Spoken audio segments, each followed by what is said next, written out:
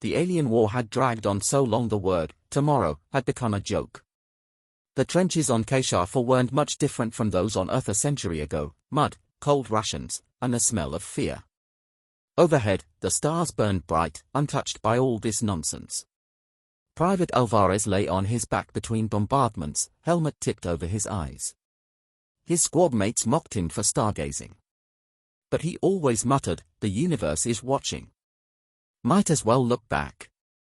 The aliens, an insectoid species called the Karash, didn't seem to notice the stars. They kept their gaze low, to the soil they tunneled through. To them, the battlefield was just resource and terrain. To Alvarez, those pinpricks of light were proof this misery wasn't the whole story. One night, the bombardment stopped. Too quiet. Then a ripple of static hummed through every comm unit. Not Karash frequencies, not human encryption either. A voice, steady and curious: "Human soldiers, why do you stare upward in the midst of slaughter?"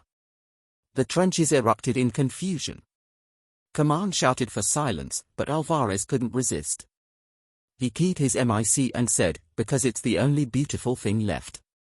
The voice paused, then answered, "Noted," and vanished. The next day, the enemy didn't attack. Scouts reported Karash forces frozen in place, staring upward for hours, antennae twitching. It turned out the broadcast had been intercepted by them too. Something about human words had crawled into their alien heads. By the third night, something impossible happened.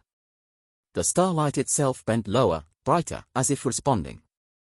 No explosions, no plasma fire, just the heavens shimmering like a living aurora.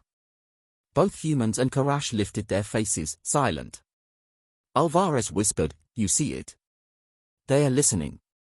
The Karash clicked among themselves, and instead of firing, laid their weapons down. One scuttled forward, mandibles clacking, and traced a pattern in the mud, a crude star. Alvarez dropped his rifle and sketched the same with his finger. The battlefield shifted from killing ground to conversation ground. Weeks later, diplomats couldn't make sense of how the truce began. Generals talked strategy, scientists theorized about alien neurology, but Alvarez and his squad knew the truth. The spark had been stupidly simple: humans are the kind of creatures who, even knee-deep in muck, still look up. And in that act, they reminded an insectoid empire that there's more than dirt to crawl through. The trenches were filled in. Soldiers went home. And sometimes, when night fell quiet and the sky cleared, both humans and Karash tilted their faces skyward, not as enemies, not as allies, but as beings reminded of the same thing: in the worst dark, Starlight still shows up.